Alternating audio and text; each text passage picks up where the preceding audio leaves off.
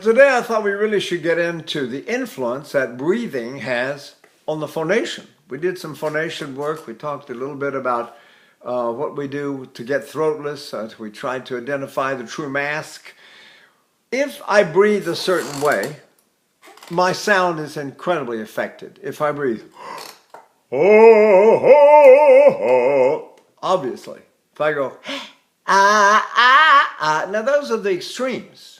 But there are other less dramatic ways, more subtle ways to affect the tone, and it's not always the best. Sometimes one is better than another, and sometimes it's not.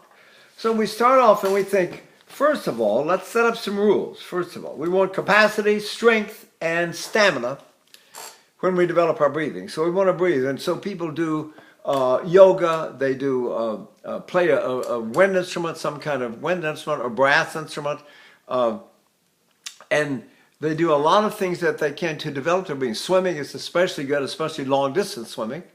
So if we do all of these things and we have the breath capacity, then what do we do with all that breath? So Manuel Garcia called it the superabundance of the breath. So he said to pull your abdomen in and breathe way down in your lower back. So I do that. Now I've got a superabundance of breath. Now what do I do with it? So I can go,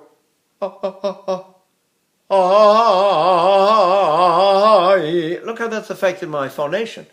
I'm going downtown. I will get something to eat. So you can hear it's very, very speech-like. I talk very much. There are a lot of singers try to talk all the time. Why not? If I'm saying, I'm sitting in the room and there's a whole library of scores there. Why can't I just say that? See, a big breath.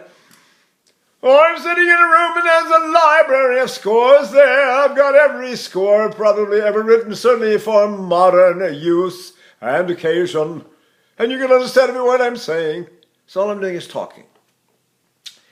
The breathing permits that. See, without the breathing, I'm going to have to squeeze. So let's say people say, don't breathe, don't breathe. So I'm not going to breathe. I'm going to stand here.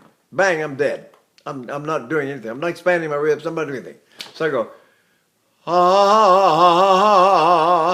here I am in this room with a whole lot of scores, and my voice is starting to change a little bit more intense. It sounds a little bit more dramatic.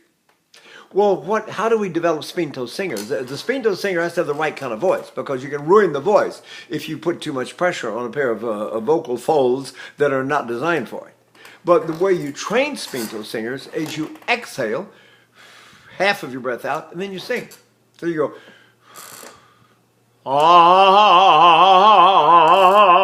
not in my nose, but the declamation, the expression is becoming a little bit like that. It's getting very definite, see.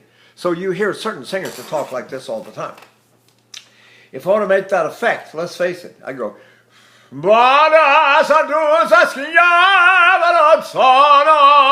everything's getting very, very intense now, very dramatic, see. And I'm doing it simply by not breathing. Now, someone tells you, especially young singers are told not to breathe. They use the breath that they have inside, and to get it out, they have to squeeze something. And when you squeeze, you push the breath out. And that is where the word spingere comes from. To push, spinto. You literally, if you're only half full, hear that sound? If I get a huge breath and go, so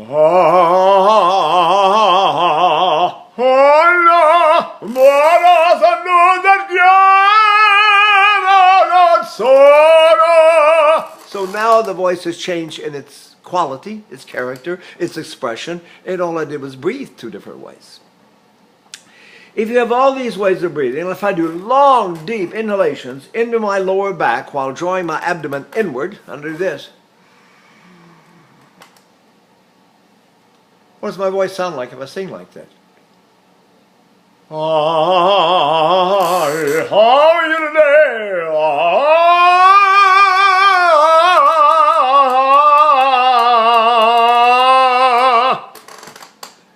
What if I only breathe half full, or I blow out half my air and go, la la la la la la la la la. Completely different kind of sound. You have to have the right kind of voice for that. They have lyrical Spinto voices, which is probably what I've been all my life, although I sang some lyric stuff and I sang some big stuff, and was very often told completely the wrong things about my voice. So in college I sang as a bass, and then when I'd go to audition, I auditioned twice in the same day one time. In the morning I sang for Zurich, and they offered me 40 evenings as a tenorino, as a lirico leggero. And that's the ladies in the morning, Barbara Seville, and all the coloratura parts and everything. And then that afternoon, 6 o'clock, I had an audition in Wiesbaden. And the same day now, they offered me 40 evenings as a Helden tenor, dramatic tenor, jugendlicher Held, a youthful hero, which is the equivalent of Spinto or dramatic tenor in Italian. And I was supposed to open the season with Otello, but you can tell which one I took. Being a stupid 26-year-old tenor, I took the Otello. I didn't take the light contract, which I should have taken, and let my voice develop, especially my breathing. I took the dramatic, the dramatic repertoire. Now, if I'm singing all this dramatic music, right? I'm singing. If I take a big breath, I get.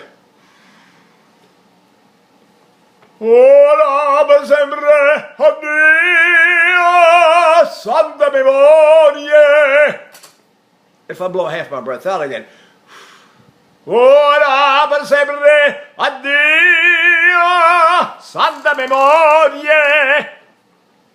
one sounds like Otello? In my opinion, neither one of them. You really need a naturally bigger, heavier voice, and that has much more strength and width to it in the middle without making anything. But if I'm going to sing it, I stupidly accept such a role, and now I'm 81. Maybe I could, I don't know, I probably don't have the stamina to get through it anymore, but I know enough to be able to survive it, let's say. I could have survived it, maybe. But anyway, you have all these deep breathing. You take a deep breath, weight on your lower back, pull your abdomen in, and then as you start to sing, you relax the abdomen outward. What does that do to the sound? So I'm going to sing that same phrase the same way. Breathe and release slowly. Release the abdomen outward slowly. So I'm going to go.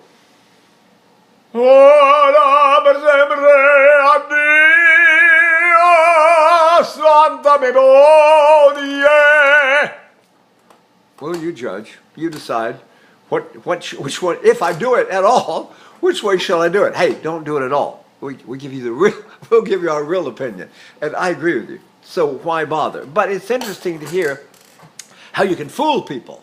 Sometimes you fool yourself. Oh man, that feels so big. That's so rich. Oh man, that sounds true. But the truth is, it's getting maybe sometimes tracheal resonance, sometimes getting nasal resonance. You're getting these resonances that are not ideal, especially in terms of getting your voice over a big orchestra.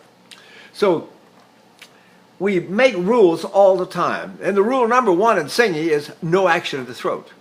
So that means when I breathe in, it's an opportunity. Every breath is an opportunity to relax my throat. So I'm going to relax. Now, if I sing with that loose throat, what do I get?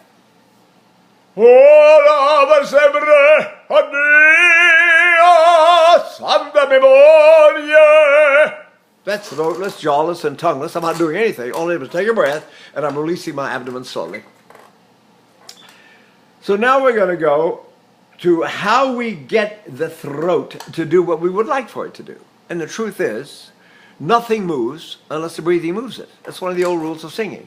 So every time I breathe, I only allow reactions to breathing in my throat. Breathe. My throat reacted. Now when I start to sing, I have no reactions. I have a zero throat here. Zero. You know, the dead jaw, the dead throat, the dead tongue, like that. And now what happens if I sing, something lighter? What if I sing throatless?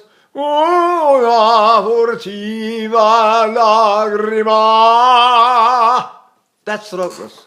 That's a breath way down in my lower back and absolutely throatless. I'm not doing anything. So how do I make my voice what I want it to be? Well, you know what? Maybe somebody had a better idea than you about what you should sound like. And I don't mean me. Somebody will say, God decided you have a certain voice, and now you have this voice, and now what are you going to do with it?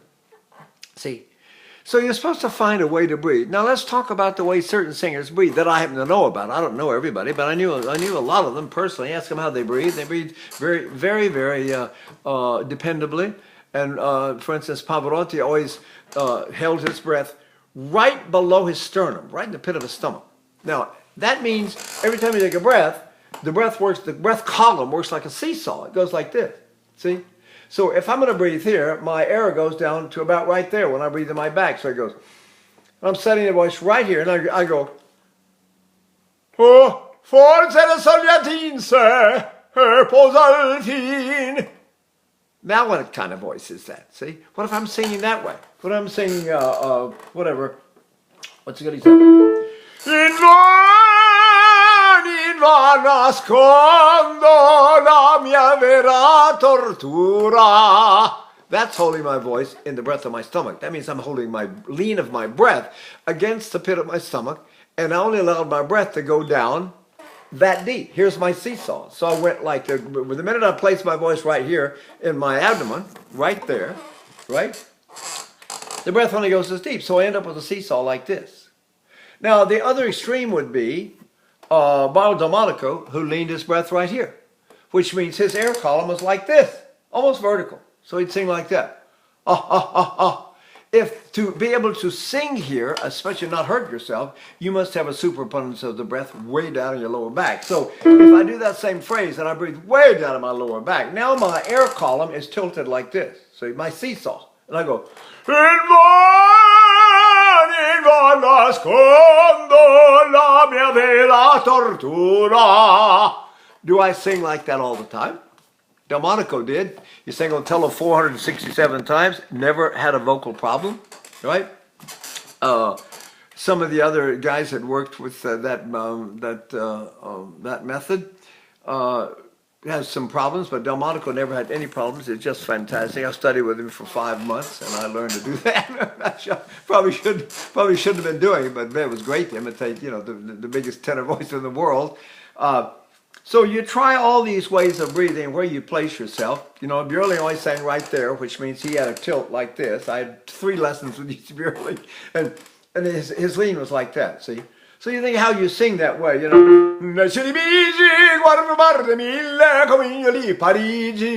Where is that, right? So you go, io l'ho perduta. Where does my voice sit depending on where I breathe? Now, you have some other extreme ways to breathe that are totally relaxing though, see? And some of them are really, really, really, really relaxing. For instance, one of them is the belly shake. So I do this one. I do like this. I go,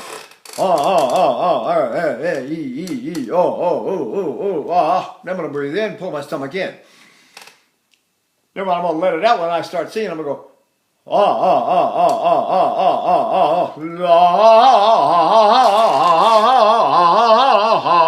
My air column is almost vertical now. Think about where it is. It's tilted back a little bit at the top, and it's a little bit toward the front in my abdomen, and I'm singing like that.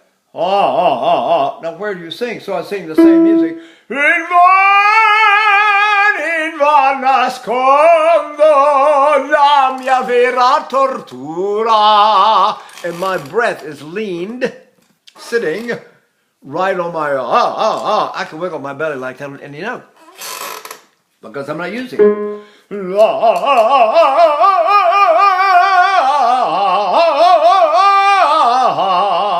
You don't use it, you drop it out and you lean on it. Now if you do that, you've got to come from somewhere. The breath has to come from somewhere to be able to lean it like that, which means you breathe in your back. So Richard Tucker said, breathe behind you and sing in front of you. It's about as simple as you can get, and as beautiful as he was. His voice was so wonderful, and he was a beautiful singer. He could sing anything, which is what you admire singers like that, right?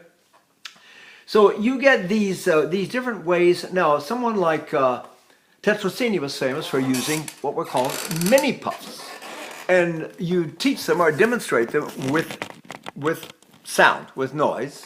See, you go. It's an interrupted Muller maneuver. Now let's be sure we know what these are. The Muller maneuver is inhaling against a closed glottis. If I really go, That's the true Miller maneuver. That's where it's completely stopped, the throat is completely closed, and the air doesn't get in. And I'm sucking in against my throat. Now, if I a little bit through, that I'm doing Franco Corelli and Jerome Hines, this business.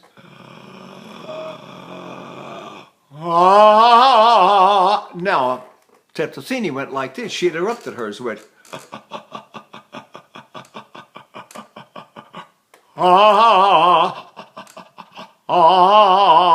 What is happening to my breath? Where is it going? And what kind of effect does it have on my voice? See? I think people make, there's one big mistake that seems to be going around a lot. It's very common. That is, everybody thinks there's only one way to sing. I hate to tell you guys, if you've ever talked to professional singers, believe me, people that do I sang 62 roles. You sing a vast repertoire of and hundreds of performances, and you begin to realize, wait a minute, there's another way to get through this one tonight. Let's face it, I started out big as a house. I ended up leaning like a flea, but sometimes the other way around. You save your voice, and you start real light, and then as the evening goes by, you get heavier and heavier. Or you use more chest sound. You go, 1, 5, 6, wann ich und hier. Well, do I need to make that big old chesty sound? Why not? Ein Weib sah ich, wann ich und hier. Well, maybe I can't fool anybody with that sound and make anybody think I should be singing Siegmund. Well, the other way I can. See, I can make a very, very, shall we say, artificial sound. Doesn't carry very well, but it sounds much more manly. Let's put it that way. Right? I'm not sure that's the word, but something. It's darker, bigger. So if we're going to be panting now, and we want to use panting, panting is a whole category of breath development and breath processing. You have to understand that if you are a panter, it's going to affect your breath like crazy. So let's say I do the inward pant. I go,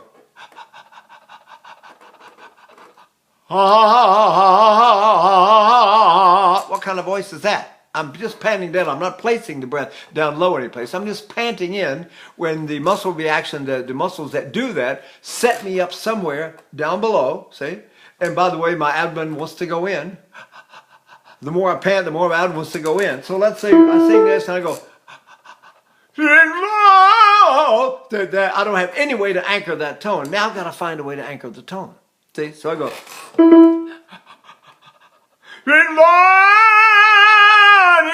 nascondo la mia vera tortura. So it's a little bit scarier. You don't have as much going on. There's not as much down hook, down low with the breath, see? And but it works, and it gets you, it does throw the voice way up here like crazy. I don't do anything in my throat when I do that. There's no covering, no passing, no nothing. It just does whatever it wants to do. I'm very, very busy letting the breathing affect my voice, rather than me trying to guide and decide all the time. You can also pant outward.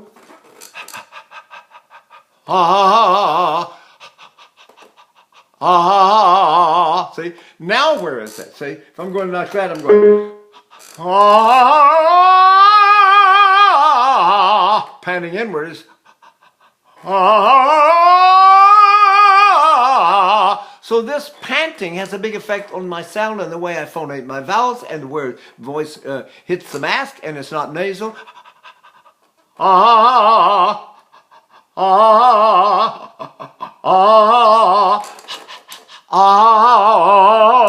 None of those are nasal because the activity of the breath, remember, for every action is an obstacle reaction. So if I'm going down and panting, being very active, my voice is going up and being very active. Now, in yoga, in Kundalini yoga, they have something called breath of fire. Now, breath of fire is you inhale, right, very quickly, with the abdomen going in, and then you exhale very quickly with the abdomen going out. So it's a kind of a reversing process of panting. So I go, and then you accelerate. You go,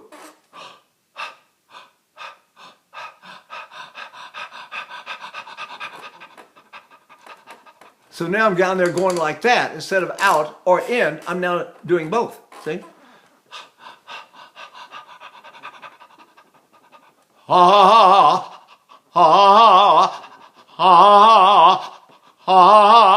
what am I doing? Right?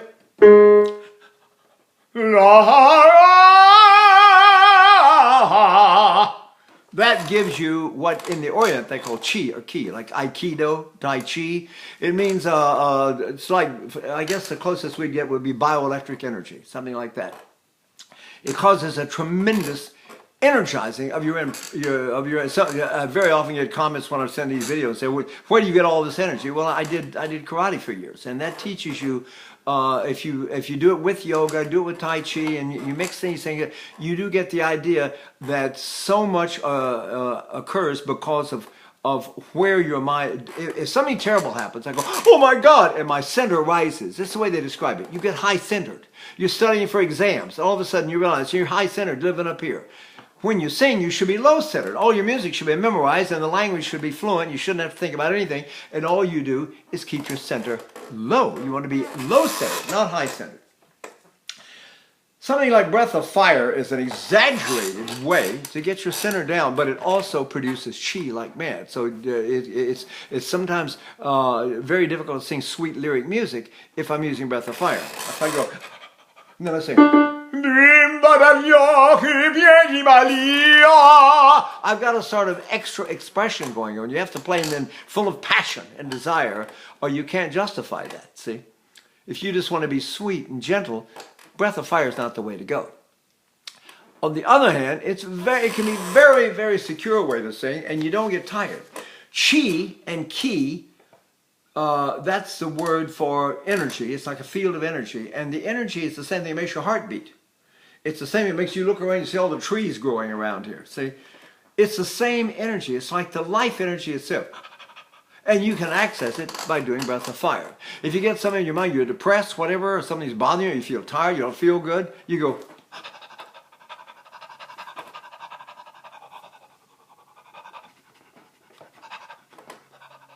Guess what? I didn't even vocalize today. I'm waking up here a little bit. Finally, I'm getting my breath of fire going, and look out, right?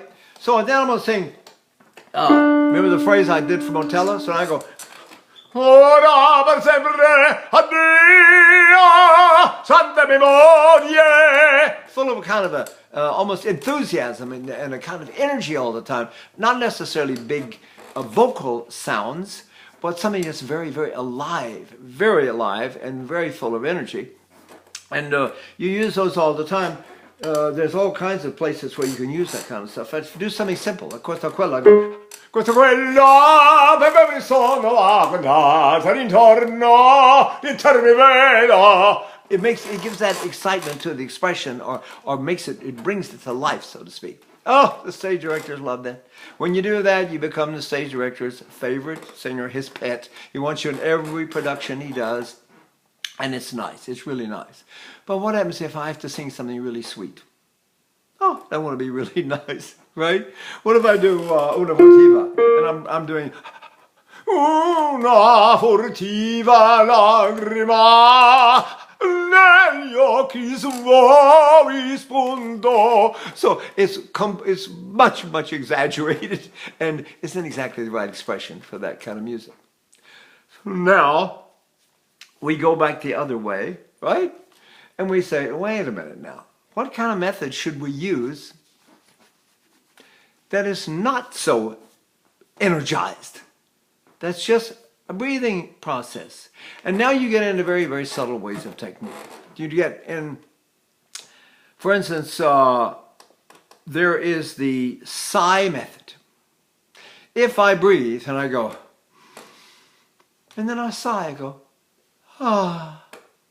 How do I sing that way? Ah. If I sigh down here in my diaphragm, like I'm driving the car, I steer my breathing, I steer it down this highway. I make sure that my breath sighs on my diaphragm. It doesn't go, ah, and come up out of my throat. See? Then I sing. If I go, una furtiva lagrima negli occhi suoi spunto. I could get it going here if I could get warmed up a little bit. And it's very easy to sing that way. Oh.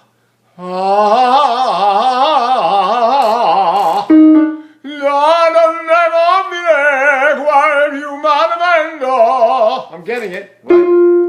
Una furtiva lagrima negli occhi suavi spunto. It's a little different expression than breath of fire, wouldn't you say? Now, that is sighing right here. So we call that the sigh with sound or the sigh with voice.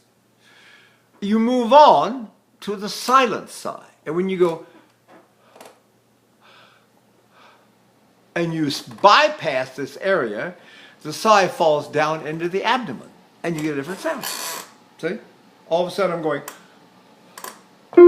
una furtiva lagrima negli occhi suavi spunta. There's a reason why Tito Schipa made the fantastic career he did, because his sigh worked exactly for the music he sang all the time. And he was a voice sire. So was Claudio Muzio. The big sires, or shall we say the silent sires, right? We have ahead in Caruso's book where he says, keep the breath well down toward the abdomen. If I push on the abdomen, I get that sound. So it doesn't mean push. What does it mean?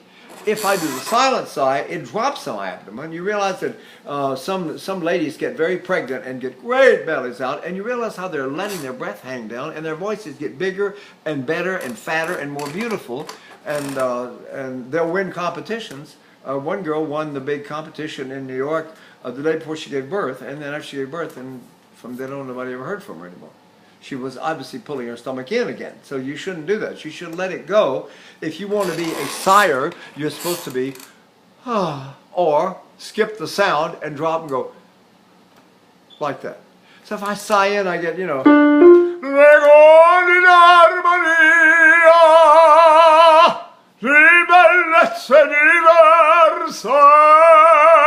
which way do I want to sing? I like to arm all of my students with all of these. If I know them, I try to pass them on. I got them from some great singers someplace. I was looking through my some stuff that I had saved up from many, many years ago, and you can't believe the singers that I talked to and interviewed and actually had lessons with some of these people. You can't believe it. Historical singers, Helge Roswanger sang 7 days a week, 3 times a day. He'd rehearse in the morning, make records in the afternoon, and sing a performance every night, 7 days a week for 55 years. I said, what do you attribute such an incredible record? It's unbelievable. He said, yoga. I said, yoga? What do you mean yoga? He said, yoga. Yoga lines you up, it aligns you, it develops your breathing, it does everything you need to do, and you sing on the source of the breath as it is developed. So when he started, he said he was a high tenorino. He sang all the light Mozart parts, things like that. And then over the years, all this yoga kept building. And finally, by the time I met him, he was 69 years old. We were colleagues in Munich. And I heard him sing, and out came this huge black barn of a voice. Absolutely huge, monstrous sound. Unbelievable. And he was high notes. He would demonstrate high notes all day long. I mean, extreme high notes, way up. And easy as pie. How do you do it? So I said, well, do you still attribute all this to yoga? And I said, yeah. He said, yes. I said, well, what do you if you feel tired that day? You feel lousy. You've been, whatever. You've been working hard. He said, well, first of all, I don't get tired. Yoga keeps me getting tired. I said, but then don't you ever feel bad? And if you do, something upsets you? He was divorced 8 times. I think he must have been upset a few times in life. And he said, well, the truth is, he said, if I'm a little off that day, he said, I just open my mouth and the yoga sings for me. So if you can do, extensive yoga, this guy sang until he died at whatever it was, 71, and he was singing great. Robert Merrill sang until he was 88, did 2 hours of yoga a day, and Roswanger did 3 hours of yoga a day.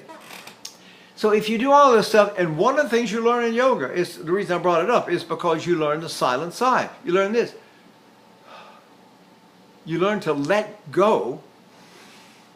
You do some of this posture like King of Dances, you drop your belly. You go, and when you start to sing in those postures, you realize that it's making you sing a certain way. The yoga imposes on you a certain way of singing. It opens your back. You do a lot of postures like child resting, and you're down there, and it opens your back. You breathe in your back. Then you stand up and do King of Dancers, and all of a sudden the breath drops in your belly. It's pretty amazing. So if I'm going to sing, I don't know, something like, I don't know. More in third act. Five. Let's say I just dropped the sigh in my belly. Like that.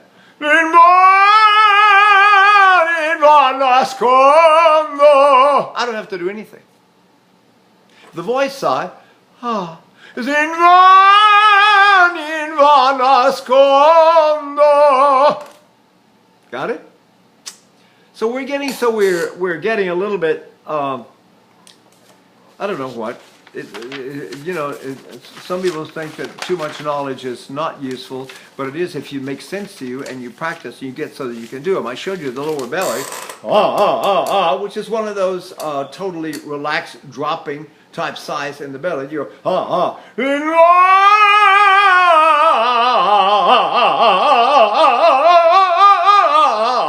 people that lock the belly up, right, or push it out when they breathe and pull it in when they sing, they're just locking everything up. The minute I pull my belly in, it does this to my voice. Now I have to do something to get my throat open again and free. So the first thing you know, I've got a totally manufactured sound in my throat. What about the so-called natural sound? I had to use the word.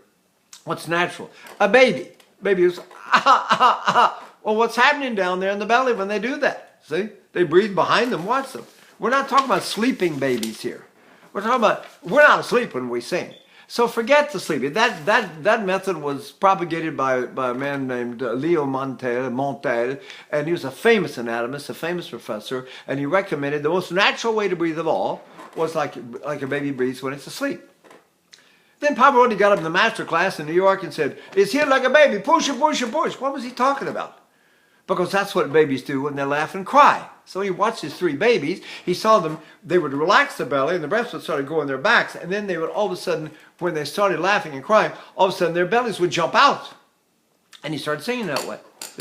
Sometimes all you need is one little example of nature or something. And you think, that's what I'm going to do. I'm really going to do it. Now, let's work on trying to get the throat absolutely loose. How do we do that? Well, one way is a snore. Believe it or not, they go. Look how I let go of everything. Everything is let go of like this. And you might ask yourself, where is the lean of your breath when you do that? It's not up here. It doesn't do that. So I go.